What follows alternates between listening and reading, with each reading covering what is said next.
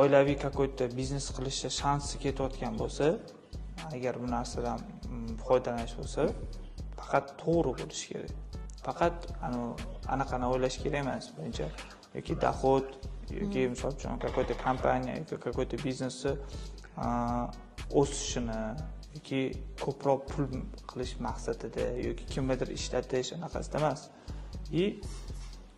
Pul topishda ham, qilayotgan ishimizda ham to'g'ri bo'lishimiz kerak. Nimagaki, agar bu biznes qulasa, oila ketib qolishi ham imkoni katta-da. Tushunasizmi? Bu biznes qulasa. Shuning uchun rakursni ham, fokusni ham to'g'ri olish kerak. Endi mana o'zingiz bilan o'zingiz kelishasiz-ku, misol uchun bir yomon ish qilayotganingizda yoki yaxshi ish qilayotganingizda. O'sha paytda mana misol uchun o'zingiz to'g'ri deb bilsangiz,